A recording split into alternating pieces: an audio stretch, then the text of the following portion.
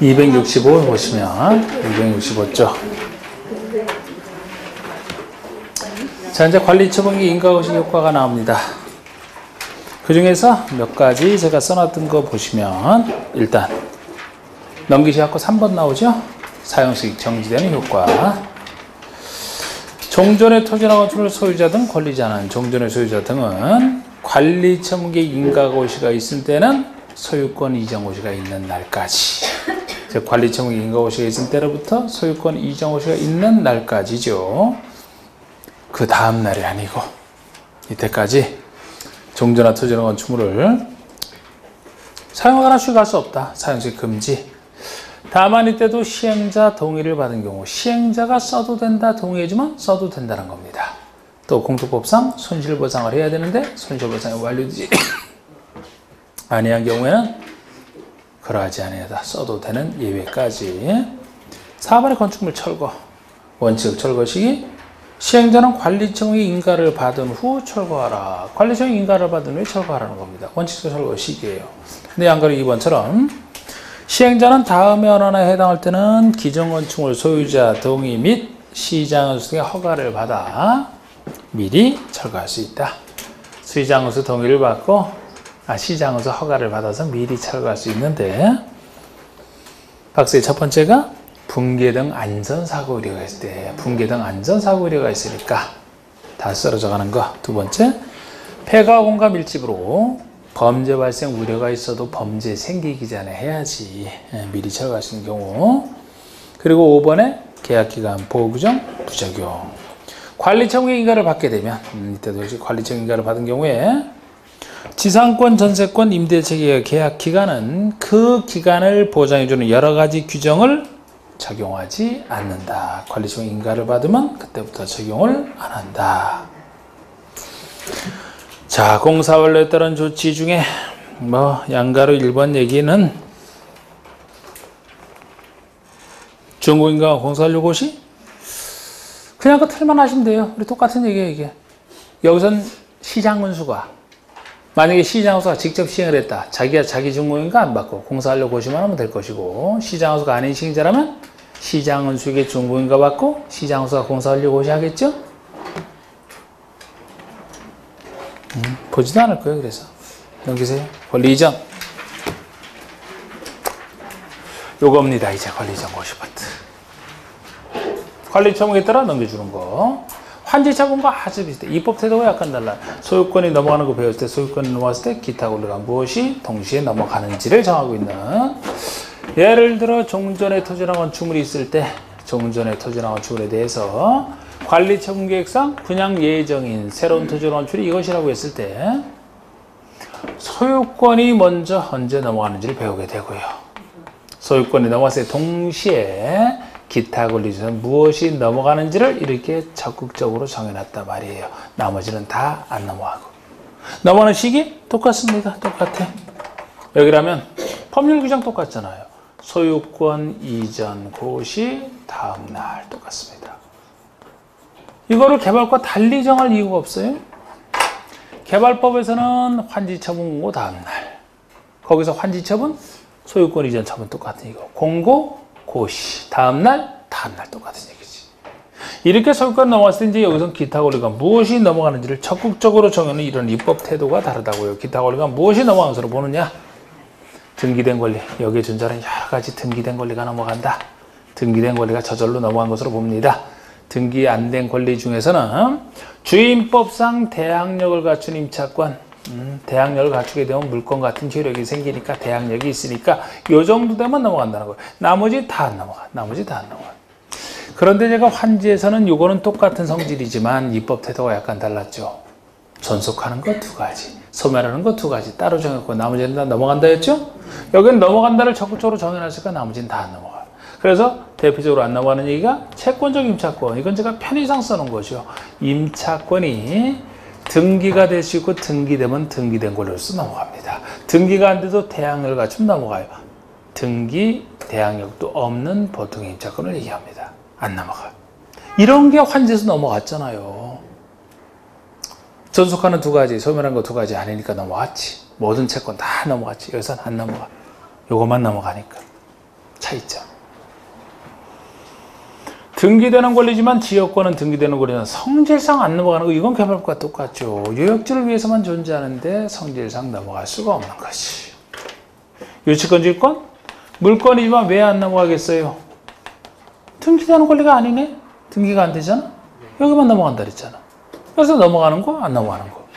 이렇게 좀 구별해 두시되, 특히 넘길 때 이 절차 순서도 한번 상식적에서 한번 보시고. 자, 소유권 넘어가는 절차. 자, 그래서 268쪽의 권리 이전 파트를 보시면, 먼저 소유권 이전하는 파트가 나오잖아요. 순서 한번 보시면 시행자는 시장수 등의 공사완료 고시가 있다. 즉, 공사완료 고시가 있다는 얘기를 이제 객관적으로 다 완성해서 공사완료 고시가 됐으니까 지체 없이 대지 확정 측량. 확정된 측량 공사가 끝나야지만 가능하지. 확정 측량을 하고 나서 토지의 분할 절차를 거칩니다. 확정 측량이 됐으니까 이제는 분할할 수가 있지.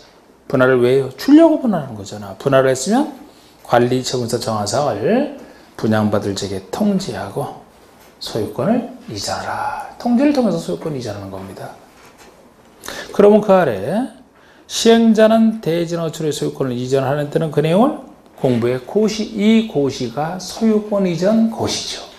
고시를 하게 되면 마지막에 시장원수에게 보고하면서 끝나는 건데, 이 경우 대지나 건축을 분양받을 자는 고시 다음날, 즉 소유권 이전 고시 다음날 소유권을 취득한다. 소유권 취득 시기, 소유권 이전 고시 다음날. 지금까지 이 순서를 물어본 적도 있고요. 순서를. 자, 이제 이렇게 소유권이 넘어왔을 때 기타 권리 이전하는 거 보세요. 방가래 1번에 대지나 건축을 분양받을 적에 소유권을 이전한 경우에 무엇이 동시에 넘어가느냐? 종전의 투지의 건축에 설정된 지상권, 전세권, 저당권, 임차권, 가등기나 부양, 가압류 등 등기된 권리. 등기된 권리를 쭉 정하고 있는데 지상권, 전세권이 나와 있지. 용익권 중에서는 취역권 없고 저당권이 나와 있지. 유치권, 지권 없죠? 네. 그리고 임차권도 등기된 권리 예로서 나온 거예요. 그리고 또 하나가 주임법상 대항력을 갖춘 임차권까지.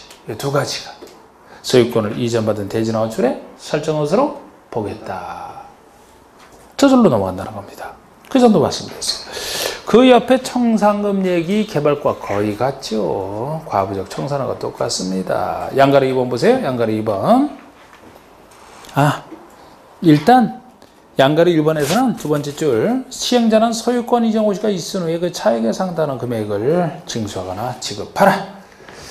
원칙은 소유권 이전 고시 후에 하는 거예요. 이렇게 법에는 소유권 이전 고시 후라고 이렇게 법조문상 나와 있지만 좀 더 정확히 얘기한다면 소유권 이전 고시 이제 다음 날 이후에 하는 거지. 정확하게는. 그래서 양가리 2번에 청사는 원칙적으로 일괄징수, 일괄교부해야 되지만 다만 정관에서 분할징수 등을 정하고 있거나 총회의를 거쳐 따로 정했다? 그러면 그 전이라도, 즉 관리처분 인가 이후부터 소유권 이전 고시 전까지, 소유권 이전 다음 날이면 원래 청산하는 거고 소유권 이전 고시가 있는 날까지 그 직전에도 기간별로 분할징수나 분할교부할 수 있다. 분할징수 가능하다. 거기도 보세요. 소멸시 5번 볼까요? 똑같아요. 5년 소멸시효는 개발과 똑같습니다. 단 여기라면 언제부터 5년이냐? 소유권 이전 고시 다음 날로부터 5년이 계산되겠죠. 원칙적으로 이때부터 청산금 징수여부 가능하기 때문에. 그리고 여기만 있는 게 물상대예요. 다른 건 다 비슷한데 정비법원에 있는 게 물상대인데 물상대이도 별 얘기 아니지. 자, 예를 들어서 여기 저당권이 설정되어 있다면 이 저당권은 어디다 행사하는 거예요? 여기다 행사해야죠. 등기된 권리로 이쪽으로 오니까 여기다 행사한단 말이야. 근데 이자가 받을 물건이 부족해서 청산금 받을 게 있다라면은 청산금에 대해서 권리 행사를 부정권 행사할 수 있어야 정상이죠. 요것이 요것의 가치 변형물이니까. 이게 물상대의 얘기잖아. 그 대신 청산금은 돈이라. 채무자 일반제에서 일반 돈과 구별하기 위해서 시행자가 소유자에게 지급하기 전에 압류를 한 다음에 이제 특정시켜 놓았다고 행사한다. 그런 얘기를 하는 뿌리죠. 행사할 수 있습니다. 그 얘기예요. 정비구역에 있는 토지나 건축의 저당권을 설정한 권리자는 시행자가 저당권이 설정된 토지나무소유 소유자에게 청산금 지급하기 전에 압류를 해서 행사할 수 있다. 됐어요. 4번의 등기 똑같아. 거의 같아. 그런데 이것도 이미 한 거나 다름없어요. 단지 여기가 좀 더 시기가 급박하게 돼 있을 뿐이지 원리는 똑같습니다. 원리는 4번 1번 시행자 혼자 단독 신청하는 거 똑같잖아. 개발법이랑 시행자 혼자 소유권 이전 고시에서는 지체 없이 요게 차이가 있어요. 시기가. 개발법에서는 환지 처분 공고 후 14일 내에 하라. 여기는 소유권 이전 고시가 있으면 지체 없이 하라. 14일도 안 기다리잖아. 좀 더 급하게 돼 있을 뿐이니까 원리는 똑같아. 나머지 원리는. 이때 등기를 신청해야 된다. 강제주의 일괄 신청은 다 똑같고 2번의 정비사업에 대해서 소유권 이용고시가 있을 때로부터 실제 등기가 있을 때까지 중간에 다른 등기 못하는 것 똑같아요. 다른 등기 할 수 있는 예외도 없어요. 여기는 이렇게 더 세게 돼 있습니다. 에? 정비법 이제 끝났어요. 정비법 끝났어요. 속 시원하네. 건축법 갑시다 이제. 여러분들 좀 약간 좀 해방감을 느끼겠죠, 그죠? 제일 피곤한 정비법이 끝났잖아요. 실제 문제를 이렇게 제가 풀어보게 이렇게 하면은 이상하게 정비법에서 더 헤매. 근데 결코 정비법이 어려운 건 아니에요. 이거 제대로 하면. 근데 내용이 많다 보니까 그런 것 같아. 근데 건축법은 정확히 안 해도 또 어려운 게 건축법인데 그쪽은 또 지문이 짧아서는 좀 신나게 푸는 것 같고. 응? 하여튼 건축법은 체계 잡을 필요도 없어요. 이거 기술적인 법이라 그냥 그대로 촉촉 뭐 청론강론에서 나가는 그 부분적으로 그냥 할 거예요. 나가는데 아주 기술적인 법이죠. 일단 용어도 참 많이 나오는데 용어 중에서도 할 거 안 할 걸 잘 구별해야 돼. 용어 중에서 기술적인 부분은 빼니까. 자, 용어부터 한번 봅시다. 278쪽 용어부터. 대지 건축상 독자적 개념이죠. 건축법에서는 대지가 특정돼야 건축 기준을 적용하기 때문에 그래서 대지란 공간법에 의해서 각 필지로 나눈 토지를 그냥 대지라고 합니다.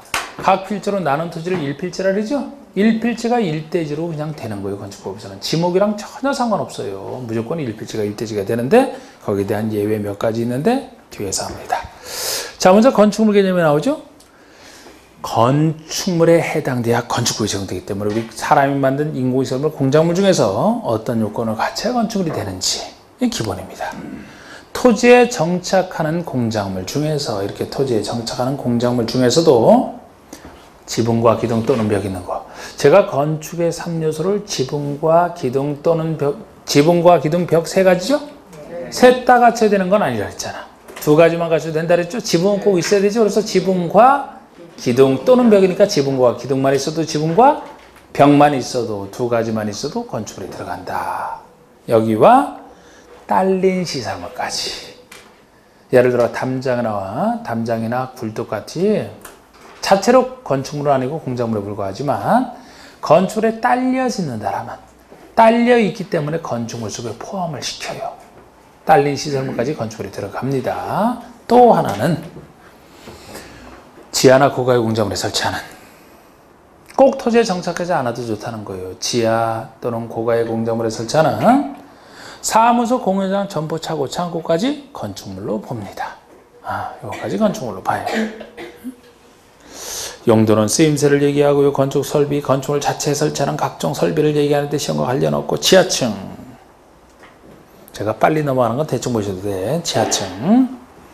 우리 지하층에 해당된 분도 여러 가지 그 혜택을 받기 때문에 좋은데 건축의 바닥의 지표는 아래에 있는 층으로서 건축의 바닥의 지표는 아래에 있는 층으로서 바닥에서 지표면까지의 평균 높이가 해당 층 높이랑 해당 층 높이 2분의 1과 비교해서 2분의 1 이상이 지하층 이상해야 돼. 이상이.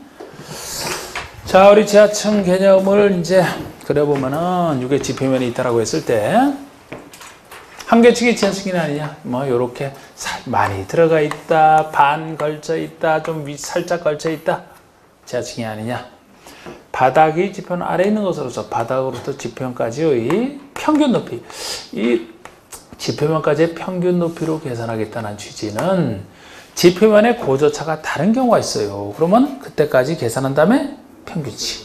지표면까지의 평균 높이가 뭐랑 비교하느냐? 층 높이의 2분의 1 반과 비교해서 층 고의 2분의 1과 비교해서 평균 높이가 2분의 1 크죠? 이상에 들어가죠? 지하층이다. 정확히 반지하는 거리가 같다라고 보시면 바다로부터 지금까지 평균 높이가 층 높이 2분의 1과 똑같습니다. 이상은 2분의 1을 포함하니까 정확히 반지하는 지하층. 바다로부터 지금까지 평균 높이가 요거밖에 안 돼. 층 높이 2분의 1보다 요것이 작죠? 미만이죠? 그럼 지상층이 되겠지. 항상 지하층 개념 따질 때는 지표면까지의 평균 높이가 층 높이의 2분의 1과 비교해서 그 이상이면 지하층이 이렇게 보시면 돼요. 이상, 거실, 대충, 주요구조부, 많이. 자, 우리 주요구조부도 많이 써요. 주요구조부. 이거는 이제 주로 주요구조부를 손대는 것이 대수선에 주로 해당이 되는데, 그러니까 대수선에 해당될 정도로 주요구조부는 중요한 얘기라는 겁니다. 그러면 주요구조부만 그리니까 아주 간단히 그릴 수 있는 거예요. 이렇게 30짜리 벌써 다 그렸어요. 잡다한 거 안 그려도 되니까. 자, 우리 주요구조, 중요한 구조를 이루는 부분이면 당연히 건축에 3요소와 관련된 건 생각하셔야 돼요. 건축에 3요소랑 관련된 거 지붕, 벽, 기둥, 안 보이는 벽, 이렇게 주로 제가 표시하지. 3요소는 당연히 집어넣고, 세상에 바닥 없는 게 어디 있어요? 1층이든 2층이든 3층이든 바닥 없는 게 어디 있습니까? 바닥을 수평적으로 지탱하는 것을 보라고 해요. 대들보같이 수평적으로 지탱하는 걸 보라고 합니다. 그리고 오르락내리락하는 계단이 있어야 돼. 이 중에서 판단이에요. 좀 더 다듬으면 지붕 틀입니다. 지붕 틀. 전체 지붕이 아니고 지붕 틀.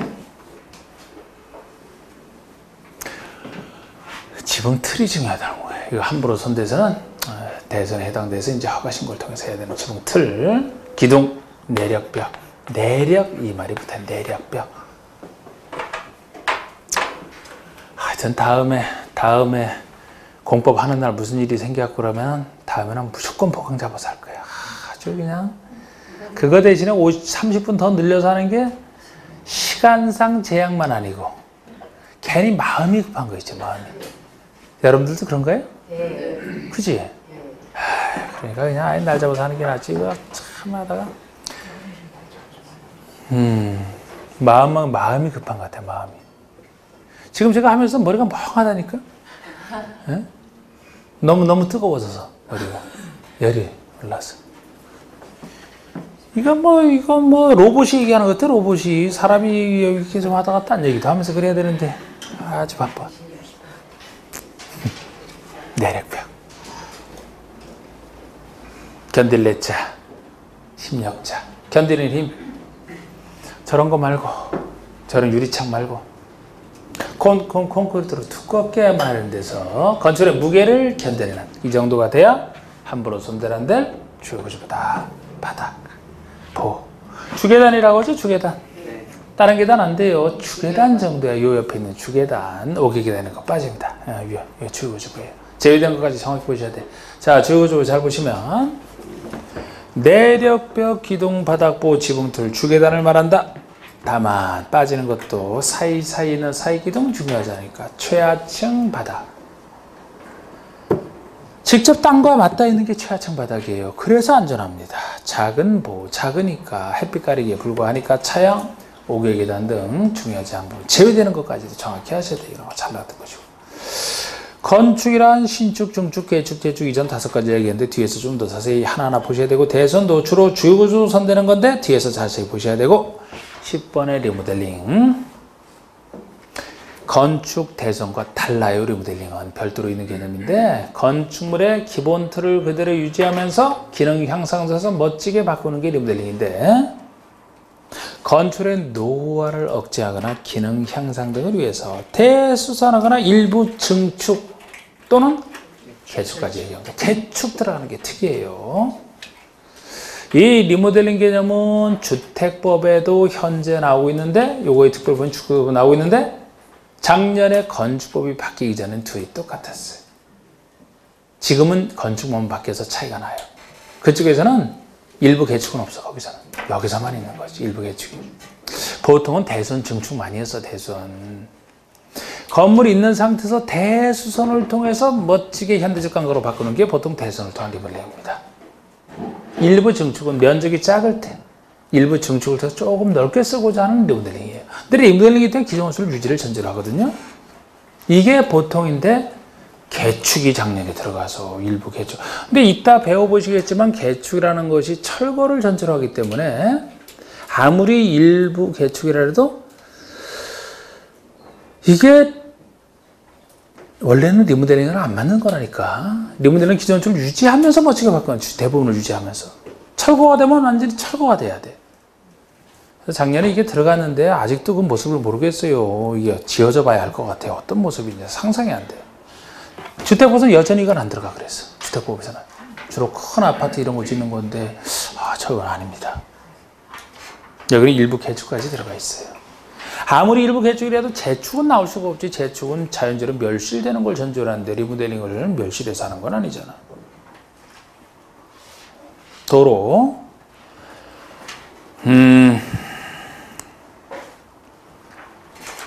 보행과 자동차 횡단 둘 다 가능한 걸 전제로 해서 너비 4m 이상의 도로. 그러니까 건축부서 도로도 나중에 강론에서 주로 쓰는 건데 대지는 도로에 접해야 된다. 그것 때문에 도로 개념이 별도로 있어요. 사람과 자동차 둘 다 다니는 건 기본이고요. 너비 4m 이상은 돼야 돼. 왜 하필 최소 너비가 4m 이상은 돼야 되느냐? 최소 자동차가 교차는 돼야 된다. 한 개차가 가려면 폭이 2m 이상은 돼야 된다. 그래서 교차하기위해서는 4 이렇게 했던 겁니다. 이런 도로로서 다음에 어느 하나에 해당하는 도로나 그 예정도로까지. 예정도로는 건설될 예정이자 건설은 안 돼 있어요. 그러나 건설되면 다닐 수 있으니까 예정도로도 도로 속에 포함이 되고 1번처럼 각종 법에 의해서 고시가 된 도로 다 들어가고요. 법에 따라 고시가 안 됐어도 이번에 개별적인 건축 허가하신 곳이 행정청이 지정해 주는 도로까지 다 들어가는 넓은 개념으로 도로 개념을 쓰고 있어요. 자, 이제 대충 볼 것들 건축주.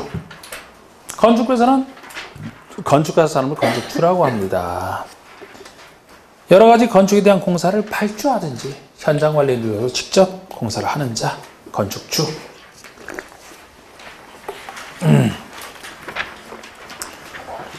자, 그 다음 것들은 그냥 제조업자, 건축자재 제조하는 사람, 유통시키는 유통업자, 설계하는 사람, 설계자, 설계자가 만든 도서, 설계도서, 감리자, 감리하는 사람, 시공자, 건설공사를 하는 시공하는 자, 유지관리, 관계 전문기술자, 건축에 대한 관계 전문기술자, 그대로 보시면 돼요.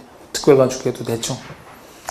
특별하게 건축할 구역, 특별건축구역이란 조화롭고 창의적인 건축의 건축을 통하여 도시연관의 창출 등을 위해서 이 법령에 따라 일부 규정을 적용하지 아니하거나 완화 또는 통합하여 적용할 수 있도록 특별히 지정하는 구역을 말한다 해서 아예 일정한 규정을 적용을 안 하는 게 엄청난 혜택인데 적용을 아예 안 하거나 완화 적용하거나 통합 적용해서 혜택적 특별한 건축을 짓게 하는 구역이 특별건축구역이고요. 19번에 고층은 잘해야지. 고층 건축물이란 층수가 30층 이상이거나 높이가 120m 이상 둘 중에 하나를 얘기합니다.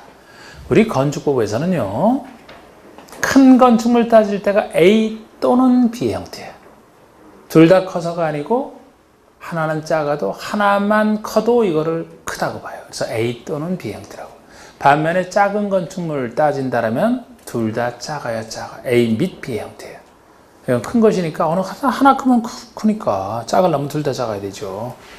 그래서 30층 이상 이거 나 이러잖아. 또는 높이가 150m. 둘 중에 하나를 얘기한다고요. 일단 30층 기억하시면 돼요. 30층. 고3 이렇게 했던 거. 고층. 살짝 봐서 고충. 제일 고충을 느끼는 학생들 고3. 그래서 고층은 30층 이상. 미련 제한 없어. 30층 이상. 기억하셨다면 30층이 안 돼도 30층 높이.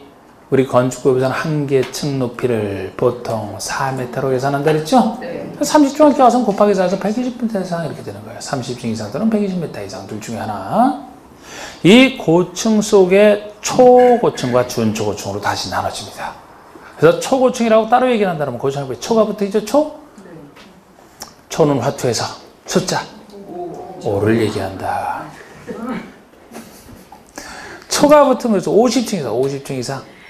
화투를 몰라도 초는 5네, 초 5네, 그지? 네, 어쨌든 50층 이상. 곱하기 4에서 200m 이상 둘 중에 하나. 그러면 준 초고층이란 고층 건축물 중에서 초고층이 아닌 나머지를 얘기하잖아. 30에서 뭐 49층 사이 준 초고층이 되는 겁니다. 됐고요. 실내 건축이 말 그대로 실내에서 건축하는 거, 실내에서 건축하는 거고, 실외가 아니고 실내에서 건축하는 거, 실내에서 막 벽 나누고 막 실내 건축하는 거 다 이게 다 실내 인테리어 하는 거. 건축의 실내를 안전하고 쾌적하며 효율적으로 사용하기 위해서 내 공간을 칸막이로 구획하거나 벽지 등 여러 가지 재료나 장식물을 설치하는 것을 말한다. 실내 건축, 부속된 구조물이 있어요. 내수재료, 물에 견디는 재료, 내화, 불에 견디는 구조, 방화, 화재를 막는 구조, 난연, 타기 어려운 재료, 불연, 안이불자, 탈연자, 준불연 재료, 쓸데없는 것들이 이렇게 많이 들어가고 숨만 확 차게 만드네. 운동도 안 하는데 운동하듯이. 98번에 부속건축물. 부속건축물. 자, 우리 부속건축물은 말 그대로 주된 건축물은 부속된 건축물을 얘기합니다. 같은 대지에서 주된 건축물과 분리된 부속용도의 건축물이다. 그래서 주된 건축물과 같은 대지에 있대 분리되어 있어요. 독자적 건축물이란 거야. 용도가 부속용도라는 겁니다. 마치 주물에 대한 종물처럼. 그래서 이 부속 건축물이 예를 들어서 뭐 큰 음식점이 있을 때 거기에 대해서 식재료 보관 창고를 별도로 분리해서 따로 같은 대지에 지었다. 그게 부속 건축이 되는 건데, 앞으로 부속 건축이 나오게 되면 이때는 주된 건축물 중심으로 보시면 돼. 마치 종물이 줌을 따라가듯이 부속 건축은 독자적 의미 없어요. 주된 건축물 기준으로 판단하시면 된다. 이렇게 해서 활용할 것이고, 부속용도 있고 발코니 뭐 외벽에 부가적으로 설치하는 공간 발코니 한옥 30번 다중용 건축물.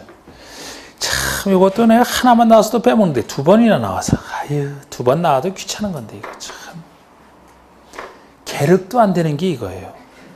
계륵도 안 되는 게 참 두 번 나왔으니까. 근데 이 다중용 건축물이 그냥 슬쩍 보세요. 그러니까 부담 갖지 말고 다중이 이용하는 건축물이야. 많은 사람들 다중이 이용하는 건축물을 얘기합니다. 그래서 이거를 별도로 둔 취지가 이렇게 많은 사람들이 이용하는 큰 건축물이니까 여기에만 이제 안전을 위해서 좀 더 여기에만 적용되는 규정을 별도로 두려고 하는 건데, 다음에 어느 하나 둘 중에 하나예요. 하나 둘 중에 하나인데 우리 가보니 다음에 용도로 쓰는 바닥 면적이 5,000 이상인 건축물. 그러니까 적어도 면적 5,000제곱미터 이상 좀 넓은 걸 전제로 해서 많은 사람이 이용하는 문화 및 집회시설부터 시작해서 종교시설에서 그 아래 관광, 숙박시설까지 쭉 나오는데, 그래서 이걸 어떻게 외우겠냐고. 아니면 이 용도와 상관없이 나번에 16층 이상. 16층 이상은 둘 중에 하나지.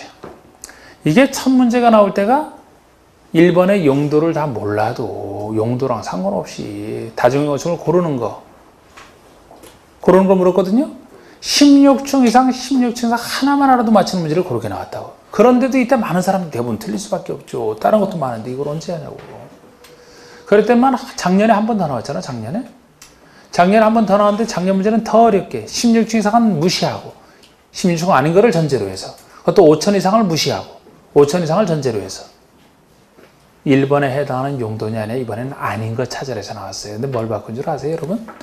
관광 숙박시설을 관광 휴게시설로 바꿔서 틀리게 했어. 작년에 제가 외우지도 말라고 느낌만 잡으라 해도 외워도 틀렸다고. 관광 숙박은 관을 외우죠? 관을 외운다고. 관광 휴게로서 틀리게 했다니까? 그러니까 이런 건 맞춰야 돼요? 틀려도 돼요? 그렇게 생각하고 보는 거예요, 그냥. 그렇게 느낌 생각하고. 예를 들어 관광 숙박이면은 지금 많은 사람들 사는 걸 전제로 하니까 관광 호텔 이런 거 알죠? 그런 거란 말이에요. 이게 많은 5,000 이상 수많은 사람들. 근데 관광 휴게라면 야외음악당, 야외극장, 그 휴게소 같은 거 얘기하는 거라고. 거기는 관광 숙박과 달리 사람 자고 그러는 게 아니라고. 그냥 자동차 극장 그런 거 싹 가서 영화 보고 나오죠. 그냥 아무리 면적이 넓어도 사람이 거주하는 그런 게 아니죠. 그렇게 바꿔서 틀리게 했다고. 이거를 차라리 찍어서 맞추는 사람이 고득점 가능하지. 그냥 관을 외웠다면 못 찾아. 이걸 관을 어떻게 찾아. 이건 틀리라고 그러는 거야. 보통 틀리라고 낼 땐 틀려줘야 돼. 이것도 이런 건데, 그래서 33번 준다중용 더 많아. 할 거예요? 34번 낸 적도 없어요. 낸 적도 안 내는 게 원래 정상이에요. 이게 적용 대상 보세요. 이제 적용 대상 건축물이 어디에 적용되느냐. 어떤 물건에 적용되느냐?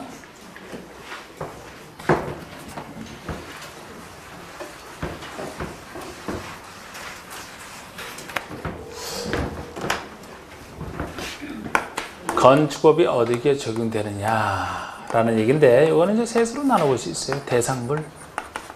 어떤 물건에 건축법이 적용되느냐? 그 물건에서 어떤 행위를 할 때 건축법이 적용되느냐? 대상 지역. 어떤 지역별로 이제 적용되는 그 범위가 다르거든요. 대상물이면 당연히 건축물에 건축법이 적용되죠. 우리 어떤 건축물이면 적용이 된다 보시면 돼요. 근데 건축물에 속하지만 안 되는 예외를 따로 기억하셔야 될 거예요. 원칙은 돼. 그런데 이제 건축에 들어서는 대지도 적용되겠죠? 대지도 적용되고, 비록 건축물은 아니지만 공작물에도 적용되는 예외가 존재. 우리 공작물 중에서 아까 건축물 요건 갖춘 건축물이 됐잖아. 그러니까 여기 공작물은 건축물이 아닌 건데, 이따 보시면 예외적으로 큰 것만 적용이 돼요. 그 다음에 건축 설비에도 적용되는데 시험과는 관련 없고, 대상 행위라면 주로 이제 건축물을 이런 거 말고 건축물에서 어떤 행위를 하느냐는 겁니다. 건축물에서 건축한다. 건축. 크게 고치는 대수선. 건축 대수선도 아니고 건축이 있는 상태에서 용도 쓰임새를 바꾸는 행위. 이 세 가지 행위에 적용이 돼요. 건축을 건축할 때, 대수선할 때, 용도 변경할 때 여기에 적용이 됩니다. 단지 허가 신고 이렇게 나눠지지 이제. 대상 지역이면은 건축의 모든 규정이 다 적용되는 전면적 적용대상 지역과 일부 규정만 적용되는 일부 적용대상 지역. 이렇게 이제 나눠지거든요. 일단 이거부터 보실 겁니다. 건축물 개념, 건축물부터 대상물 중에 건축물에 적용이 됩니다. 아까 배웠던 그러니까 아까 배웠던 건축물에 대한 다 적용되는 게 원칙이에요. 그러나 여기서는 뭐를 방가리 이번에 적용 안 되는 예외를 구별하셔야 돼요. 건축법은 다음의 건축물에는 적용 자체를 한다. 건축법의 모든 규정이 적용이 안 되는 거예요. 안 되는 걸 기억하셔야 되는데 5가지가 있죠? 다 기억하셔야 돼. 잘 나오는 부분이잖아. 최근에 냈었고. 동그라미 1번. 요거는 법의 목적이 달라서 그랬잖아. 제가 법의 목적이 달라서. 나머지 2, 3, 4, 5번은 대지를 특정할 수 없어서 이렇게 생각하시면 된다 그랬고, 1번은 법의 목적이 달라서, 2, 3, 4, 5번은 대지를 특정할 수 없어서. 자, 1번 보신 문화재보호법에 따른 지정, 가지정 문화재를 얘기합니다. 문화재로 정식 지정이 되든 가지정만 됐어도 건축선을 떠나요.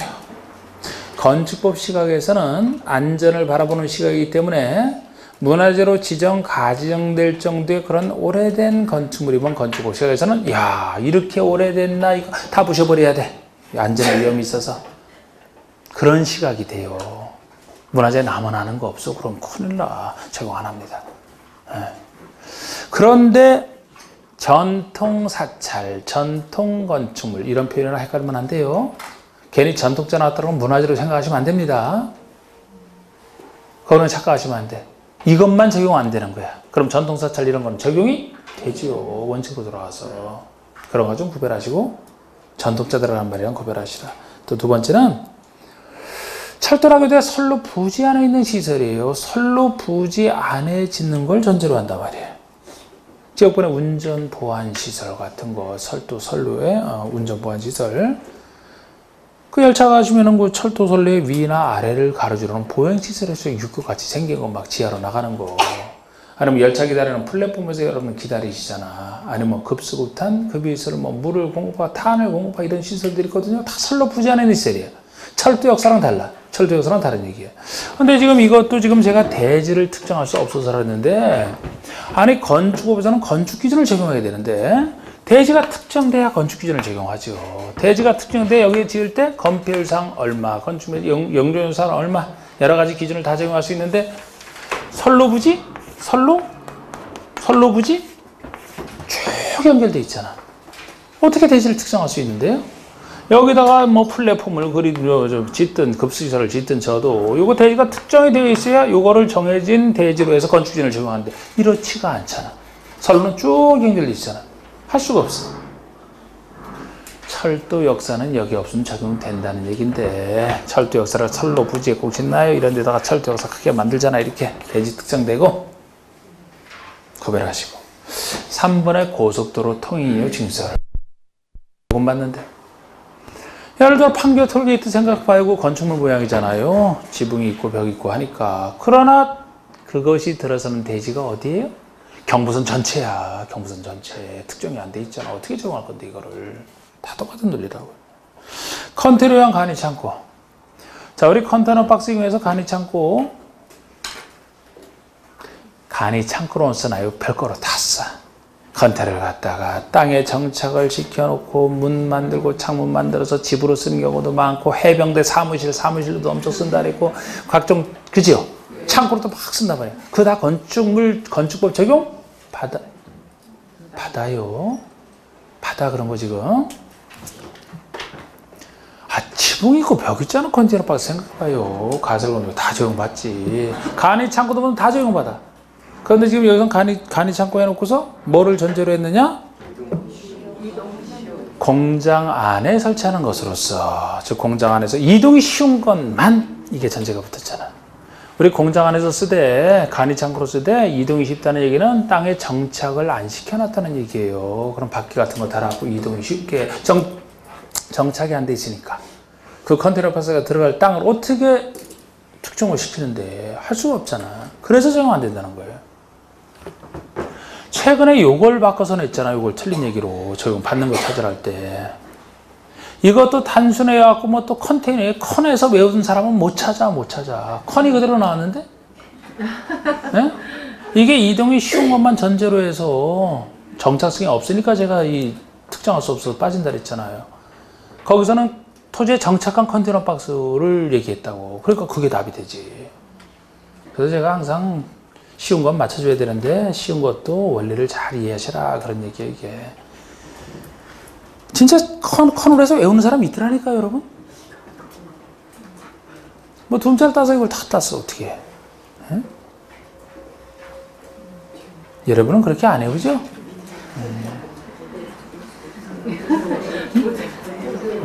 왜 외워? 거기 그 하천구인이 수문조작실은 수를 따서 외우고 말이야. 자, 수문조작실 어디 있어요? 아니 지금 여기대로 답하면 돼. 하천구역 내에 있잖아. 하천구역 내에 있죠? 쭉 연결되는 하천구역 내에 있죠? 대지를 특정할 수가 없죠? 그래서 적용 안 하는 거예요.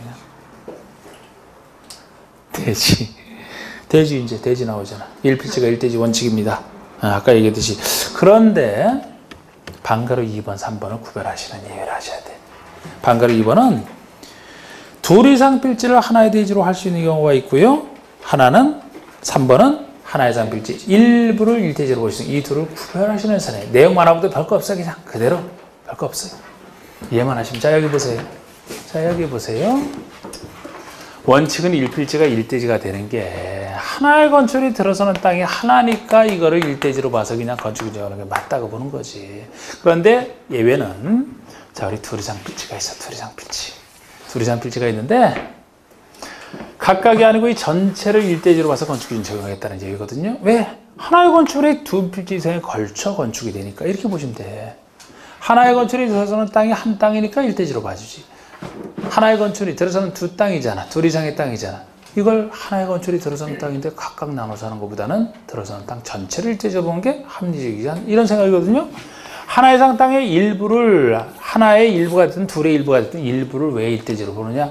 하나의 건축물이 다른 데 들어서는 게 아니고 이 일부에만 들어서니까 들어서는 땅이 일부라. 들어서는 땅이 전체라. 그런 취지예요. 요거만 해도 80% 이상 된 거예요, 지금. 추가만 좀 더 하면 되지. 이 말도 이해되지? 무슨 말이지? 네. 이걸 각각 적용하면 어떻게 해? 하나의 땅에서는 전체 땅을 다 일대지로 해야지 적용하기가 좀 더 합리적이죠. 방가로 2번 보세요. 둘 이상 필지를 일대지로 봐서 건축인 적용하는 예입니다. 기억번이 하나의 건축물을 두 필지 이상에 걸쳐 건축할 때 그 건축이 들어서는 각 필지를 합한 토지 전체를 일대지로 봐주겠다는 거. 제가 그림으로 그대로 그린 게 이거잖아. 그럼 이거와 같은 취지의 것이 디귿, 리을, 미음이 같은 취지예요. 디귿부터 봅시다. 도심계획 시설에 해당하는 건축을 건축할 때 그 시설의 설치는 일단은 건축물을 도심계획 시설로 바꿔놨을 뿐이야 지금. 그럼 도중계획설이 들어서는 전체 땅을 그죠? 일대지로 봐주겠다는 얘기 아닙니까? 리을 번이 주택법에 따른 사업 승인을 받아 주택 등을 건설하는 경우 주택단지, 이게 주택단지이거든. 하나의 단지를 짓는데 이 하나의 단지가 여러 필지를 여기 이제 지어진다라면 왜 필지별로 왜 따지겠어요? 각 들어서는 전체 땅을 전체를 일대지로 봐야지. 그리고 하나의 단지인데, 그리고 미음번이 도로 지표 아래에 건축하는 건축물의 경우 시장 등이 정하는 그 토지, 지하 상가 같은 거 생각하시면 돼요. 도로 지표 아래에 건축하는 건축물. 하나의 지하 상가를 만드는데 여러 필지에 걸쳐 건축을 한다? 들어선 땅 전체를 일대지로 봐주는 그런 논리 똑같은 거예요. 자, 이제 추가적으로 두 가지가 더 있는데, 니은번 같은 경우는 여러분들이 공간법에서 배우시는 합병이 불가능한 경우 배우시죠? 지금 이거는 직접 이 두 땅이 꼭 두 땅에 걸쳐지는 건 아니에요. 그런데 두 땅이 한 사람이 이용할 수 있는데 합병이 법적으로 불가능하다 생각해봐요. 합병하고 싶어도 이거는 못해. 의지가 있어도 못한단 말이에요. 한 사람이 이용하는 걸 전제로 해서. 그럼 땅 전체를 일대지로 봐서 건축 신청해 주겠다는 거예요. 어차피 법적으로 합병이 안 되니까. 근데 지금 제가 얘기했듯이 한 사람이 합병은 불가능한데 한 사람이 이용하는 걸 전제로 한다 그랬어요? 만약에 한 사람이 이용 못한다. 그럼 이거를 전체를 일제로 봐줄 이유가 하나도 없는 거예요. 소유권자가 서로 달라요. 한 사람 이용 못하죠? 소유권자는 갖다 칩시다. 소유권 외의 권리가 서로 다르다면. 그래도 이용 못하죠? 그럴 때는 각각을 일대지로 보는 것이고 한 사람이 이용하되 합병이 안 되는 걸 전제로 하는 거예요. 그게 니은번이에요. 자, 공간법에 따라 합병이 불가능한 경우 중 다음에 어느 하나에 해당하는 경우. 다음에 어느 하나가 ABC 먼저 보실까요? 여러분들 거기서 배우신 거라고. 각 필지의 지번 부여 지역이 다르면 합병 안 될 것이다. B번에 도면 축척이 달라도 안 될 것이다. C번에 서로 인접하고 있는 필지지만 집안이 연속되지 않아도 안 된다. 배우신 거 있죠? 이 이유로 합병이 안 된다 그러면 그 합병에 불가능한 필지들을 합한 시 전체를 일대지로 봐주겠다는 얘기인데, 다만 토지 소유자가 서로 다르거나 소유권 외의 권리가 서로 다른 경우는 제외한다. 이런 전제 조건까지도 이해하시면 돼. 이런 전제 조건을 넣어서 틀리게 할 수도 있으니까. 비읍번 보세요. 사용 승인을 신청할 때 둘 이상 필지를 하나로 합칠 것을 조건으로 허가를 하는 경우 그 합쳐지는 뜻이. 이게 조건부호가야, 조건부호가. 근데 허가를 내준 게 조건을 붙이기를 공사 끝나고 나중에 받는 게 사용 승인이죠? 사용 승인 신청할 때까지 합칠 것을 조건으로 붙였어요. 그럼 지금은 둘 이상의 땅이 합쳐지는 안 됐지만 나중에는 합쳐지겠네요? 그러니까 어차피 합쳐질 거 지금 상태에서 둘 이상 땅을 일대지로 와서 건축 허가를 내주면 되겠다는 거예요. 나중에 합쳐질 거. 그런데 이것도 전제 조건을 있어요. 다만 토지 소유가 서로 다른 경우는 제외. 소유자가 서로 다른 경우라면은 한 사람이 끝까지 진짜 반대하게 되면은 합병이 안 될 수가 있어 나중에. 그러면 그때 가서 어떻게 할 겁니까? 또 부셔버려야 되잖아. 그러면 법에 어긋나니까. 그래서 한 사람이 가지고 있는 땅인데 지금 현재 합병이 안 됐을 뿐이 나중에 합병할 거. 그럼 나중에 합쳐줄 테니까. 혹시 자기가 소유하고 있는데도 이거 합병 안 할 수 있지 않습니까? 어휴, 바본가? 합병 안 하게? 합병 안 하게 되면은 사용승인 내고 나서도 쓰지도 못하고 그냥 다시 철거가 될 판인데 소유자가 서로 다른 경우만 여기서 빠지는 거예요. 일부를 일제지로 볼 수 있는 건 더 쉬워. 아까보다 훨씬. 기억년 디귿 리을이 같은 취지거든요. 기억번이 하나 이상 필지 일부에 대해서 도중계획 시설의 결정고시가 됐다. 그 결정고시된 부분의 토지. 그러면 도중계획설이 어디만 들어선다는 거예요? 그 일부에만 들어선다는 얘기잖아. 그 아래 일부에 대해서 농지 전용허가를 받았다. 그럼 일부분. 농지인 상태는 농사져야 됩니다. 건물 지으려면 농지 전용 허가를 받아야 돼. 농지를 농지 외의 것을 쓰는 걸 전용이라고 하잖아. 근데 어디에 대해서 지금 전용허가를 받았다는 거예요? 일부만. 그럼 일부만 개발할 수 있죠? 다른 데 못 짓죠? 그러니까 일부만 일대지로 봐야지. 가든지가 그 아래 일부에 대해서 산지 전용허가를 받았다면 그 허가받은 역시 일부만 그럼 전용할 수 있잖아요. 그 아래 일부에 대해서 국가보상 개발이 허가를 받았다? 그 일부분만 개발할 수 있잖아요. 그럼 일부분만 일대지로 봐야지. 그리고 미음보는 조건보인데 조건의 내용이 약간은 다르죠. 어떤 조건을 붙였느냐? 사용선을 신청할 때 필지를 나눌 것을 조건으로 허가를 하는 경우 나눠지는 토지입니다. 일부가 나중에는 지금 나눠지진 않았지만 나중에 나눠질 것이라면 어차피 나눠질 거 일부인 상태에서 건축기준 적용해서 허가 내주겠다 그 얘기죠. 구별되시죠, 그죠? 네. 공작물 오늘 여기까지만 할 거예요. 여기까지만 대상문까지. 대상행위에서 할 게 특히 여기서 할 게 많은데 엄청나지. 설비나서 이제 공작물이면 끝나는 거예요. 아이고 이제 다 끝났네. 자, 오, 이 정도면 한 5분 일찍 끝나겠는데? 와. 자, 조금만 더 힘내요. 보죠. 글쎄, 공작물은 건축물이 아니기 때문에 원래 적용할 필요가 없다니까요. 사람한테 인공 시설물인데, 클 때 문제가 돼, 클 때. 큰데 전혀 건축법 통제 안 했다가 사람에게 위험할까봐.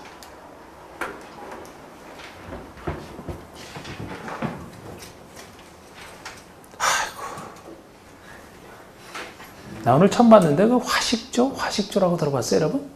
불화자 먹을 식자의 그 타조랑 비슷한 종류인데 그렇게 그 타조랑 달리 공격성이 너무 강해갖고 못 키운대요.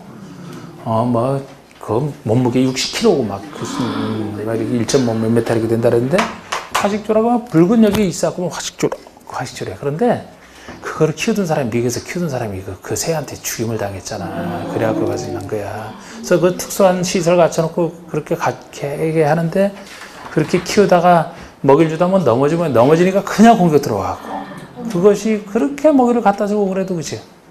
그냥 공격당해서 그냥 죽었어요. 이 발꼬리가 단검 같대. 단검 하나가 단검 같대요. 이런 식으로 발꼬리. 왜 그러니까 그런 걸 왜 키우다가 왜 이렇게 아주 그럴까? 그냥 애완용으로 키우다가 말이야. 사장 호랑이 키우는 사람도 있잖아. 취미지, 취미. 그래서 괜찮은데. 자, 갑자기, 공작물 위험할 수 있어요? 크면은. 신고밖에 없어, 그런데. 자, 우리 건축물 할 때는 원칙이 허가고 가벼운 게 신고란 말이야. 근데 이건 공작물은 건축물이 아니기 때문에 최대가 신고밖에 없는데 이 신고 대상을 이제 구별하셔야 돼요. 그런데 여기서 여러분, 신고는 누구에게 할까요? 아니면 건축 허가는 누구에게 할까? 신고는 누구에게 할까? 이런 거. 건축부에 나오는 거는, 자, 지금 건축부에 나오는 거 정리해 드리려고 하는 거예요. 건축부 행정청은 1번 국장, 2번 시도의사, 3번 시장수 구청장. 3번. 건축부에 나오는 것은 개별적인 허가 신고예요. 사업이라고 얘기를 못해요, 여기는. 앞에서 도시개발 사업, 정비사업, 주택법상 주택건설 사업. 거기는 사업이라는 말 붙여요. 여기만 사업이라는 말 안 붙여요. 근데 사업도 아닌 건데 이걸 큰 사람이 어떻게 하면 작은 일이니까 당연히 시장수 구청장, 자치자치는 큰 사람이 하는 거지. 우리가 정비사업도 시장수들이 주로 한다는 것이 도시개발 사업과 비교해서 작기 때문인데 그보다 더 작은 게 이거라니까요. 그러니까 건축법의 행정처이라면 거의 시장수 구청장이 주로 한다라고 보시면 돼요. 그렇잖아. 예외 따로 조금 있을 뿐이에요. 그러니까 이런 식으로 행정처 정리하면 돼요. 법마다. 어려워할 필요 없다니까. 자, 이것도 생각해서 했고, 자, 요거 할 때 우리 계속 생각해 봅시다. 자, 우리 했던 거, 신고 대상, 우리 했던 거. 숫자는 많지만, 우리 쉽게 했던 거 있잖아. 다행히 높이 따질 때 2의 배수. 2, 4, 6, 8. 넘는 큰 것이 신고다. 이렇게 2, 4, 6, 8, 2의 배수를 딱 해놓고, 대부분이 6m다. 대부분이 6이고, 이걸 중심을 잡고, 이걸 외우는 게 아니고, 대부분이 6m다 해놓고, 그렇지 않은 걸 따로 기억하시는. 2m 넘는 게 뭐였어요? 담장, 옹벽. 아니, 상식적으로는 상식으로 담장이면 우리 키를 살짝 넣으면 이게 보통 담장의 높이 2m짜리지 더 큰 건 있을 수가 없어요. 있을 수는 있죠. 감옥에서 있다 그랬잖아. 보통 담장은 2m다. 2m 넘을 때 신고. 이하는 자유롭게. 비슷한 옹벽. 이거 이렇게 생각하시면 되고, 요거는 외워야 된다 그랬죠? 사광팔고. 거기서 볼 때 눈치 없는 사람. 광팔을 할 때만 끝도 없이 나와. 4개나 팔어 한꺼번에. 아주 눈치 없는 사람이야. 사광팔고 이렇게 했던 거. 광고판, 광고탑. 4m 넘는 거. 고가 수조죠? 팔고, 8m 넘는 거. 그리고 특수한 거, 나중에 나온 특수한 거, 5m짜리. 이것이 뭐예요? 태양 에너지 발전 설비. 오나이 태양 이렇게 했던 거잖아. 이건 외우시고. 사광팔고 오나이 태양. 대부분 6m 이렇게 했던 거. 자, 우리 1번 보시면 대지를 조성하기 위한 두 번째 줄 다음의 공작물을 축조하랬는데, 근데 축조도 건축가 분리하여 축조하는 것을 전제로 해요. 여기 공작물은 건축에 딸려지면 건축물 자체가 되기 때문에 건축가 분리한 독자적 공작물을 전제로 해서, 분리해서 짓는 걸 전제로 해서 자칫이 자칫이자 시장을 수주하는 대부분 건축부서는 이 사람이 나오는 거예요. 시도의사가 나오면 안 돼. 이 사람에게 신고밖에 없어요. 그런데 박스 보시면 신고 대상이 1번이 2m를 넘는 옹벽담자, 2m 넘는 거. 4광에 2번에 광고방업담 4m 넘는 오나이 태양이 3번이죠. 5m를 넘는 태양에너지 발전 설비. 대략 6m 넘는 게 제일 많잖아. 불뚝이든 장식탑, 기념탑이든 골프센터, 운동시간, 철탑이 됐든 주상에서 통제조사 제일 많은 게 6m 넘는 거고, 8고가 5번에 나오네 8m 넘는 고가수. 여기까지가 높이입니다. 6번은 지하 대표인데 면적 30을 넘는, 이건 면적이라 따로 30제곱미터를 넘는 지하 대표 이렇게 하고 있는데, 7번만 따로 기억하시라 했잖아. 7번만 높이 8m 이하의 밑줄 쫙. 다른 건 큰 넘는이 초과의 개념인데 요것만 이하잖아. 그래서 8m 이하의 기계식 주차장, 철골 조리식 주차장 없어요. 외벽이 없는 거. 외벽이 없어야 돼요. 주차 빌딩 생각하시면 안 돼요. 외벽도 있고 위에 지붕도 있다라면 건축물이거든. 여긴 공작물이잖아. 건축이 아닌 걸 진짜로 외벽도 없으면서 기계식으로 지어진, 철골 조리식으로 지어진 거. 요거는 8m 넘으면 아예 위험해서 설치를 못한다라고 했어요. 최대치가 8m예요. 8m 이하가 신고. 요거만 특수합니다.